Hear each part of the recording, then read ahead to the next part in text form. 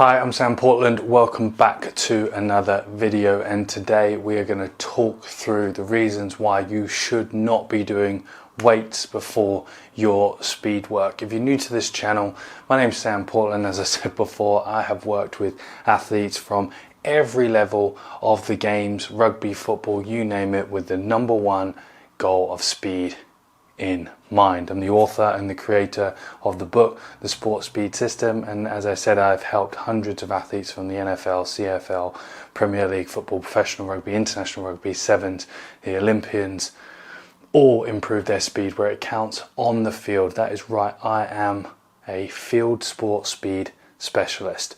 And the common mistake that is made is thinking that we can do weights before we do our speed work. And I'm going to break that down for you now in 3 really simple steps, and I'm going to show you what you need to be doing instead. Now, if you want to see some of the best exercises that I use, then comment exercises below this video and I will send you a link where you can download those and start using them in your training program, and I'll even show you where to use them today. So the number one reason why you shouldn't do weights before speed all comes down to your central nervous system.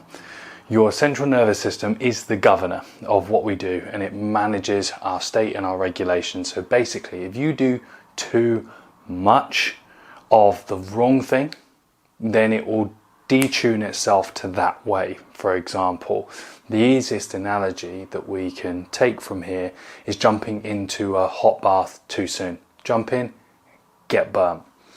That's what's going to be happening to your body. If we start trying to lift heavy weights, for example, then there's going to be no room for the effects of speed. And now this is another important thing that I need to spell out to you, that a lot of coaches struggle to connect this, and players definitely do, especially in rugby union, is that your number one priority for everything that you do before getting onto the training field and practicing your sport should be developing speed, because everything below is there to develop speed. It's a mistake I made, and I've suffered from it, and so many players have suffered from it as well. So we've tapped into the energy side of it, but we also need to look at the central, this energy side, the central nervous system. I don't pause, I don't do anything like that. Don't really edit much. This is straight down the tube to you. So we're going to look at the energy available. So again, if we do a weight session and then try and do our speed work, we're going to be knackered, we're going to be fried. But most importantly, within that is the available substrates, so ATP and PCR, so the adenosine phosphate, the alactic system, which is required for producing speed, is going to be so depleted. Okay, then we don't have the available energy. You may have heard of taking creatine or using creatine supplements, excuse me. That will do that. But if you're a coach and you're listening to this, you've got to understand that, that battery of life, and I've put it up on the board here, our hierarchy of needs, speed is first, and it's the most taxing on the body because it's the fastest thing that we can do, and everything below supports it. We don't pick and choose the way. It is the way things work. It's very simple. And so also, if you think you're lifting heavy weights, the contractile effects that has on the muscles, again, is going to fatigue them. And what it will do, I need you to understand here as well, is that strength adapts to how it is developed. So being strong in a squat will make you strong in a squat, not strong in a sprint, because you need to be fast in a sprint. 2 very different things.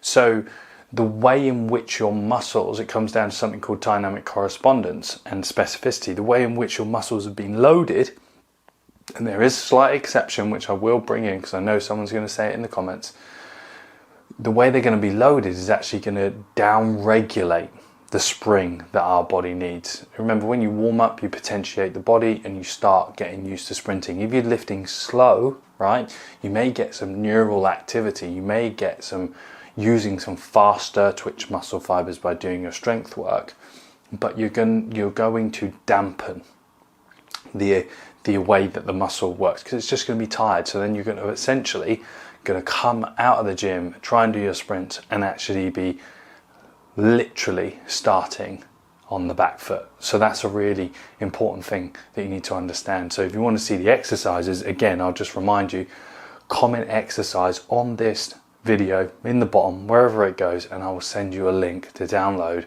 the 5 exercises that most team sport athletes should be doing, but they're not doing. And so how does this all fit in together? What's the best way to do it? So we've looked at speed, power, strength, endurance. That's our simple hierarchy of needs. Everything below develops speed. It's speed in any execution or anything. And the way that we create more endurance of it is creating repeatability up here, which is for another video.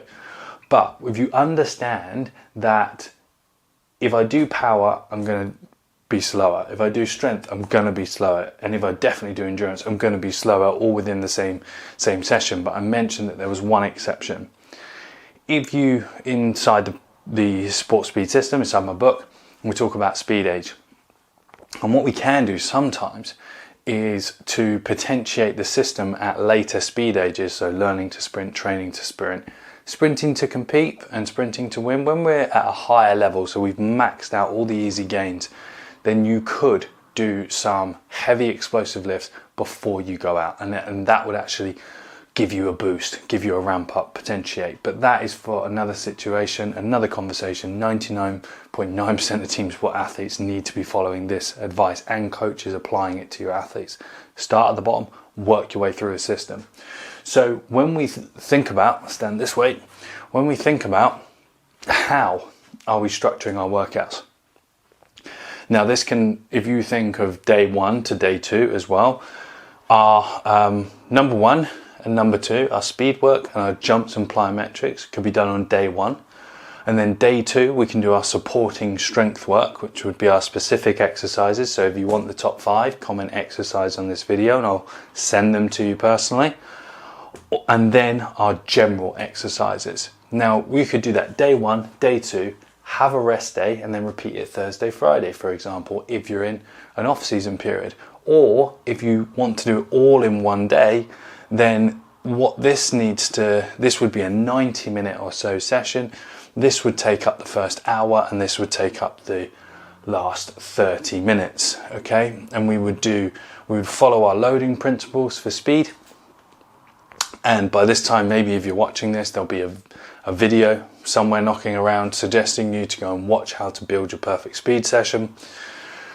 Jumps and plyos, again, will be reduced in volume, but then these supporting strength and these specific exercises. Now, what's so cool about these specific exercises that we want to get involved with is that, say you're a rugby player and you go to training on a Tuesday night and you've got 30 minutes in the gym before you go out onto the field, which is in a lot of cases what happens, is that you can use these specific exercises as an extension of the warm-up and train specifically for speed and movement on the field.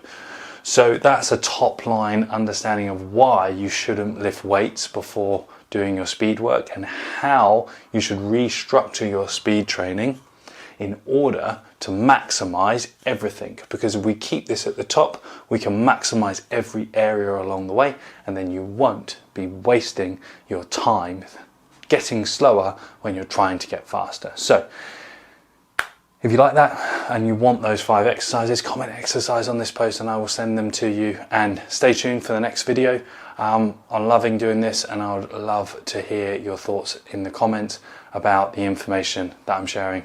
It means a lot, and really I'm just talking to a camera in my office alone, so maybe give me some company. All right, till next time, I'm Sam. Speak to you soon.